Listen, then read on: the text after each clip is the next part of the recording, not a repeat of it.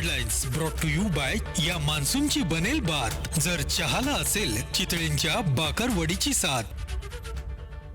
Headlines नंतर breakfast news मध्ये आपलं स्वागत आहे आणि यानंतर बुलेटिन मध्ये महत्त्वाच्या बातम्यांचा वेगवान आढावा घेऊयात 100 हेडलाइन्स मधून। केंद्रीय गृहमंत्री अमित शहा आजपासून 2 दिवसीय मुंबई दौऱ्यावरती national urban cooperative finance and development कॉर्पोरेशनच्या कार्यालयाचं शहांच्या हस्ते उद्घाटन होणार, तर अमित शहा उद्या मुंबईमध्ये 2 कार्यक्रमांना हजेरी लावणार। उपमुख्यमंत्री एकनाथ शिंदे आज पंतप्रधान नरेंद्र मोदी यांची भेट घेणार। जेनझी आंदोलनानंतर देशातील परिस्थितीचा आढावा घेण्यासाठी मोदी एनडीए घटक पक्षांच्या नेत्यांशी चर्चा करतायत। शिवसेना पक्ष आणि चिन्हाबाबत सुप्रीम कोर्टामध्ये सुनावणी सुरू असल्यानं भेटीला महत्त्व। शिवसेनेत प्रवेश केलेले 6 खासदार आज पहिल्यांदाच पंतप्रधान मोदींची भेट घेणार। पंतप्रधान शिवसेनेच्या नव्या खासदारांसोबत अल्पोपहार करणार। सर्व खासदार मोदींच्या भेटीसाठी रवाना। खासदारांसोबत भाजपचे नेते विनोद तावडे आणि केंद्रीय मंत्री रामदास आठवले उपस्थित। मनसे अध्यक्ष राज ठाकरे यांच्या नाशिक दौऱ्याचा आजचा दुसरा दिवस। आज राज ठाकरे यांच्या उपस्थितीमध्ये काही महत्त्वाचे पक्षप्रवेश आणि पदाधिकाऱ्यांच्या नियुक्त्या होणार। राज्यातील विविध राजकीय घडामोडींवरती राज ठाकरे सकाळी 11 वाजता पत्रकार परिषद घेणार। मनसे अध्यक्ष राज ठाकरेंनी काल नाशिकमधील तरुणांशी संवाद साधला। यावेळी त्यांनी तरुणांच्या समस्या जाणून घेतल्या। दिल्लीतील जेनझी आंदोलनाला राज ठाकरेंनी पाठिंबा दिलेला होता। कॉमनवेल्थ गेम्समधील सुवर्णपदक विजेता खेळाडू दिलीप गावित आणि त्यांचे प्रशिक्षक वैजनाथ काळे मनसे अध्यक्ष राज ठाकरे यांच्या भेटीसाठी आले होते, परंतु त्यांना तब्बल 2 ते 2.5 तास ताटकळत राहावं लागलं। प्रदीर्घ प्रतीक्षेनंतर भेट न झाल्यामुळे दोघेही माघारी परतले। मुंबईत मनसेच्या सदस्य नोंदणी अभियानाला वेग देण्यासाठी अमित ठाकरे आज विविध महाविद्यालयांना भेटी देणार। महाविद्यालयामध्ये जाऊन अमित ठाकरे विद्यार्थ्यांशी संवाद साधणार। त्याचबरोबर महाविद्यालयांमध्ये सदस्य नोंदणी अभियानाचा आढावा घेणार। ठाकरेंच्या शिवसेनेचे आमदार आणि युवासेना प्रमुख आदित्य ठाकरे यांनी मुंबईतील नगरसेवकांशी संवाद साधला। शिवसेना भवन इथं सर्व नगरसेवकांची भेट घेतली। मुंबईमधील विविध समस्यांवरती नगरसेवकांसोबत चर्चा केली। प्रशांत किशोर यांनी उपमुख्यमंत्री सुनेत्रा पवार यांची मुंबईत भेट घेतली आहे। देवगिरी निवासस्थानी तब्बल 6 तास बैठक चालली। गेल्या 2 महिन्यांपूर्वी प्रशांत किशोर यांच्याकडे राष्ट्रवादी काँग्रेसच्या राजकीय रणनीतीची जबाबदारी देण्यात आली आहे। कर्नाटकची राजधानी बंगळुरू इथं आज राष्ट्रीय ओबीसी महासंघाचं 11वं राष्ट्रीय महाअधिवेशन। मनोज जरांगे पाटील यांनी आंदोलनाचा इशारा दिल्यानंतर आजच्या राष्ट्रीय ओबीसी महाअधिवेशनाकडे संपूर्ण महाराष्ट्राचं लक्ष आहे। ओबीसी आंदोलनाची पुढची दिशा ठरणार।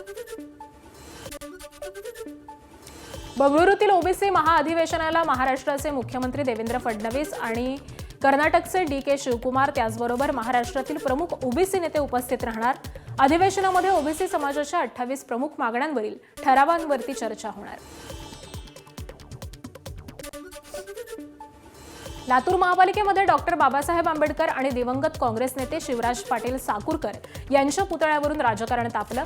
शिवराज पाटील यांच्या पुतळ्याची जागा बदलल्यामुळे भाजपा आक्रमक। महापालिकेमध्ये काँग्रेस आणि शिवसेना आमनेसामने।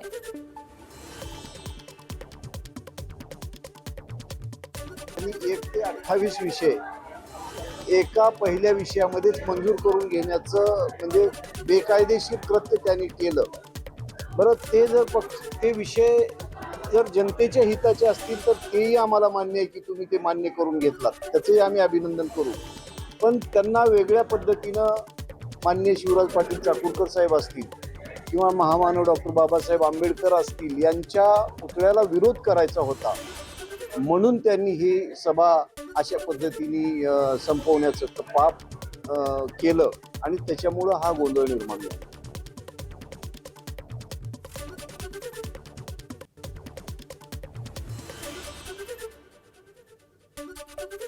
महापौर म्हणून मी सांगते, सर्वांशी चर्चा करूनच निर्णय घेतला जाईल। हिंगोली जिल्ह्यात गेल्या काही दिवसांपासून भूकंपाचे धक्के। भूकंपाच्या पार्श्वभूमीवरती प्रवण क्षेत्रात सर्वेक्षण करा। राज्यसभेमध्ये खासदार रामराव वडकुते यांची मागणी आहे। शाळा, महाविद्यालये आणि रुग्णालयांच्या इमारती भूकंप प्रतिरोधक करण्याचीही मागणी। हिंगोली जिले में भूकंप संभावित क्षेत्रों का विस्तृत वैज्ञानिक एवं भूवैज्ञानिक सर्वेक्षण कराया जाए, अत्याधुनिक भूकंपीय निगरानी केंद्र स्थापित किया जाए तथा प्रारंभिक चेतावनी प्रणाली को मजबूत बनाया जाए। स्कूलों को, अस्पतालों को, ग्राम पंचायत भवनों को एवं अन्य सार्वजनिक भवनों को सुरक्षा ऑडिट कर उन्हें भूकंप विरोधी मानकों के अनुरूप सुदृढ़ किया जाए। हिंगोली जिले में भूकंप संभावित रामायण सिनेमाला ऑस्कर न मिळाल्यास मी त्यांच्या ज्युरींवरती निराश होईन, असं मुख्यमंत्री देवेंद्र फडणवीस म्हणाले होते। त्यावरती ठाकरेंच्या शिवसेनेचे खासदार संजय राऊत यांनी उपहासात्मक टीका केली आहे।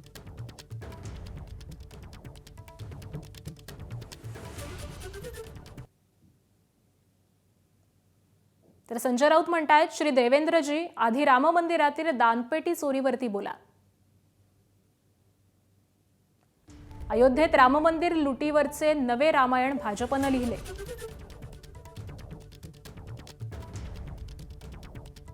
विषय राहिला ऑस्करचा ज्युरी मंडळींच्या घरी। लगेच ईडी आणि सीबीआय पाठवा साहेब, काम सोपं आहे। किंवा ज्युरींचा गट फोडण्यासाठी अमित शहा यांना पाठवा, चिंता नाही करायची, अशी उपहासात्मक एक्स पोस्ट ही संजय राऊतांनी केली आहे।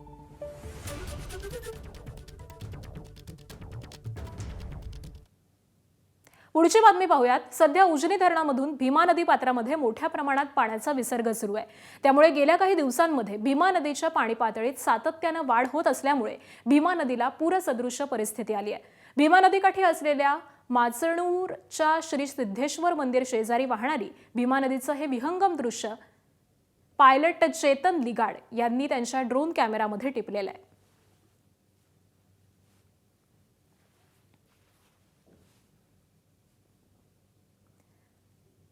तर माचणूर परिसरातली ही सगळी ड्रोन दृश्य आहेत। भीमा नदीच्या पाणी पातळीमध्ये सातत्यानं वाढ होतीये आणि त्याचमुळे नदीकाठचा हा माचणूर परिसर सध्या जलमय झाल्याचं दिसतोय आणि त्याचीच ही ड्रोन दृश्य आपण पाहतोय।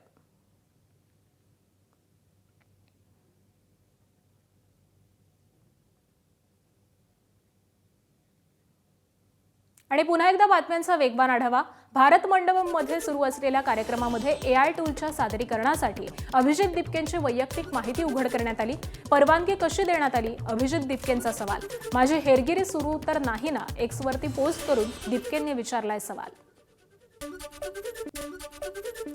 पंतप्रधान नरेंद्र मोदींनी 15 ऑगस्टला लाल किल्ल्यावरून जेनझी आणि तरुणांना उद्देशून भाषण करावं, सीजेपीचे संस्थापक अभिजित दिपकेंची मागणी। जेनझी आणि तरुणांसाठी भविष्यासाठी काय उपाययोजना करताय याची माहिती देण्याचं आवाहन।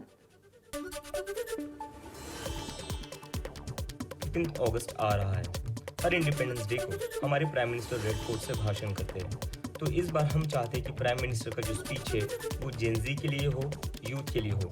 प्राइम मिनिस्टर नरेंद्र मोदी अपनी स्पीच में इस बार 15 अगस्त को बताएं कि वो जेनजी के लिए क्या कर रहे हैं, यूथ के लिए क्या कर रहे हैं और कैसे वो उनको एक बेटर फ्यूचर प्रोवाइड कर सकते हैं।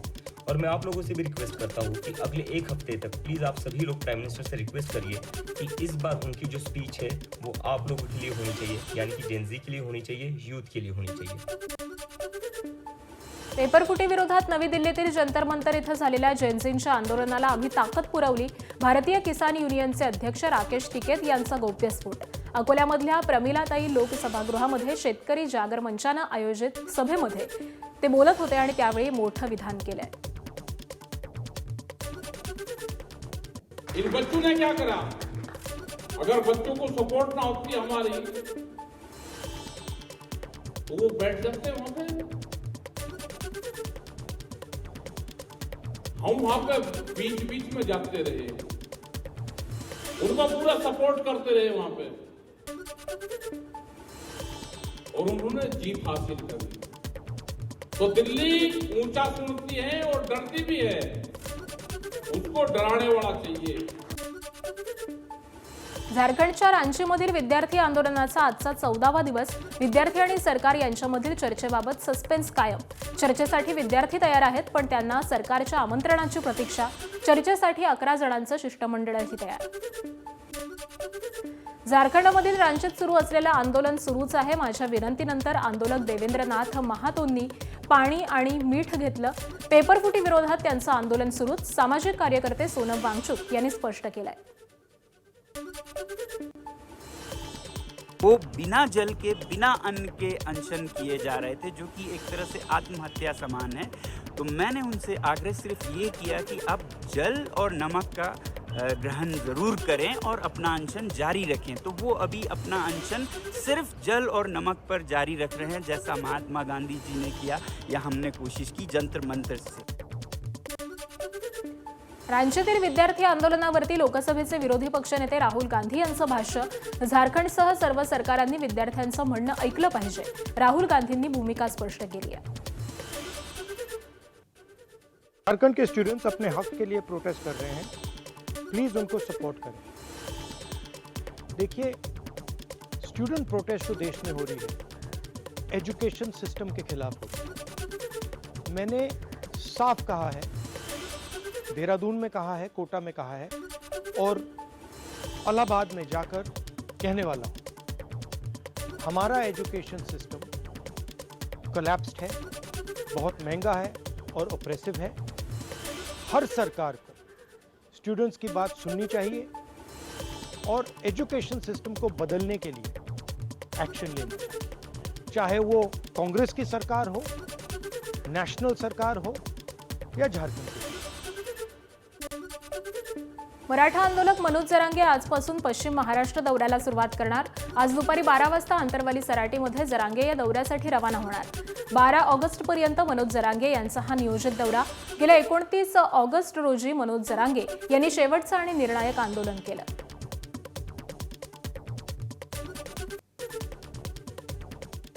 आणि यानंतर आत्ताची एक मोठी बातमी. राष्ट्रीय ओबीसी महासंघाच्या बंगळुरूमधील अधिवेशनामध्ये मुख्यमंत्री देवेंद्र फडणवीस हे उपस्थित राहणार नाहीत. व्हिडिओ संदेश पाठवून अधिवेशनाला मुख्यमंत्री देवेंद्र फडणवीस यांनी शुभेच्छा दिलेल्या आहेत. जातीय जनगणनेमध्ये ओबीसींच्या कॉलमचा समावेश केला जाईल असं मुख्यमंत्री देवेंद्र फडणवीस यांनी आश्वस्त केलेलं आहे. अधिवेशनामध्ये राज्य सरकार अंमलात आणण्याचं आश्वासन देखील मुख्यमंत्री देवेंद्र फडणवीस यांनी दिलेलं आहे. कर्नाटकचे मुख्यमंत्री DK शिवकुमार या अधिवेशनामध्ये सहभागी होणार आहेत.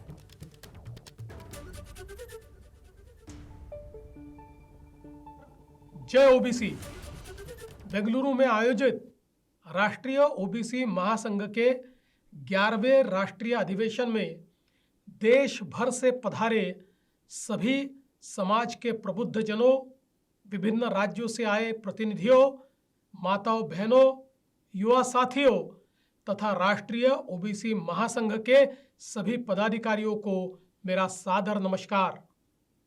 इस महत्वपूर्ण अधिवेशन के सफल आयोजन के लिए मैं राष्ट्रीय ओबीसी महासंघ को हार्दिक बधाई और शुभकामनाएं देता हूं. यह अधिवेशन केवल विचार विमर्श का मंच नहीं है, बल्कि सामाजिक न्याय, समरसता और राष्ट्र निर्माण के संकल्प को एक नई दिशा देने का महत्वपूर्ण अवसर है. भारत की आत्मा उसकी विविधता में है और इस विविधता को शक्ति देने वाला सबसे बड़ा आधार सामाजिक समरसता है. हमारे महापुरुषों ने हमें ऐसा भारत बनाने का मार्ग दिखाया जहां किसी भी व्यक्ति का मूल्य उसकी जाति या पृष्ठभूमि से नहीं, बल्कि उसकी प्रतिभा, परिश्रम और चरित्र से तय हो. महात्मा ज्योतिराव फुले ने आधुनिक भारत में सामाजिक क्रांति का शंखनाद किया. उन्होंने शिक्षा को समाज परिवर्तन का सबसे प्रभावी माध्यम बनाया. उन्होंने शोषित, वंचित और पिछड़े समाज को आत्मसम्मान, अधिकार और अवसर दिलाने के लिए अपना संपूर्ण जीवन समर्पित किया. उनका यह विचार कि शिक्षा ही मुक्ति का मार्ग है आज भी प्रासंगिक है. उन्होंने समाज के अंतिम व्यक्ति तक न्याय और समान अवसर पहुंचाने का जो आंदोलन शुरू किया, वही आज सामाजिक न्याय की मजबूत नींव है. क्रांति ज्योति सावित्रीबाई फुले ने उस समय महिलाओं और वंचित समाज के लिए शिक्षा का दीप प्रज्वलित किया. जब ऐसा करना असाधारण साहस का कार्य था, ऐसे समय उन्होंने अनेक कठिनाइयां सहकर भी समाज सुधार का कार्य नहीं छोड़ा. भारत की पहिली महिला. आणि यानंतर पुन्हा एकदा बातम्यांचा वेगवान आढावा घेऊयात. वसई पश्चिमेतील धुरी कॉम्प्लेक्स परिसरामध्ये गेल्या 4 दिवसात 5 ते 7 नागरिकांवरती कुत्र्यांचा हल्ला. सीसीटीव्हीमध्ये एका मुलीच्या मागे कुत्र्याचं कळप धावत असल्याचं भयंकर दृश्य. महानगरपालिकेनं तातडीनं कारवाई करावी अशी मागणी. राज्यातील स्थानिक स्वराज्य संस्था, खासगी अनुदानित आणि शासकीय शाळांमधील तब्बल 30,209 शिक्षक पदांसाठी पवित्र पोर्टलद्वारे भरती प्रक्रिया सुरू. शिक्षक अभियोग्यता आणि बुद्धिमत्ता चाचणी अर्थात TAIT उत्तीर्ण उमेदवारांना 11 ऑगस्टपर्यंत रिक्त पदांसाठी प्राधान्यक्रम नोंदवता येणार. त्यानंतर प्रत्यक्ष निवड होणार. मतदार यादीमध्ये नाव नसलेल्या 24 ऑगस्ट ते 27 सप्टेंबरपर्यंत नोंदणी करण्यात येणार. मतदारांनी 17 ऑगस्टपर्यंत गणना अर्ज भरून BLOंकडे द्यावेत. मुख्य निवडणूक अधिकाऱ्यांचं आवाहन. पश्चिम रेल्वेवरती 11,30,000 फुकटे प्रवासी विना तिकीट प्रवास करणाऱ्यांकडून 83 कोटींचा दंड वसूल. एप्रिल ते जुलै महिन्यामध्ये करण्यात आलेल्या विशेष तिकीट तपासणी मोहिमेमध्ये फुकटे प्रवासी सापडलेत. जुलै महिन्यामध्ये तब्बल 1,80,000 विना तिकीट प्रवासी सापडलेले आहेत. पुढील काही दिवसात दहीहंडी उत्सव साजरा केला जाणार. त्यासाठी 1.5 लाखांहून अधिक गोविंदांना 10 लाखांचे विमा कवच मोफत मिळणार. गोविंदाचा प्रीमियर राज्य सरकार भरणार. जखमी गोविंदांच्या उपचारासाठी 1 लाख रुपये देण्याची तरतूद.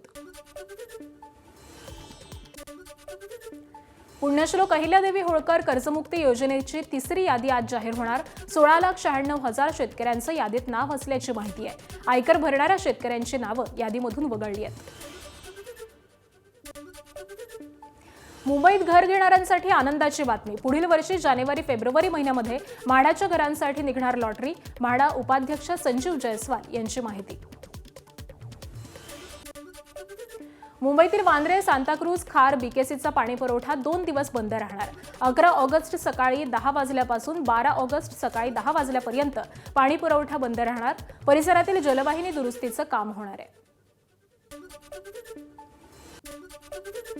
छत्रपती संभाजीनगरमधील MIMचे नगरसेवक मतीन पटेल यांना नाशिक पोलिसांनी ताब्यात घेतलं. TCS प्रकरणातील आरोपी निदा खानला मदत केल्याचा आरोप. न्यायालयाच्या आदेशानुसार त्याच्या विरोधात अजामीनपात्र वॉरंट काढण्यात आलं होतं. नागपुरात ऑनलाईन डिलिव्हरीच्या स्पर्धेतून 2 डिलिव्हरी बॉयनं आपल्या सहकार्यावरती चाकू हल्ला केला. या प्रकरणी हत्येच्या प्रयत्नाचा गुन्हा दाखल. दोन्ही आरोपींना पोलिसांनी अटक केली आहे. आमीन पठाण असं जखमीचं नाव आहे.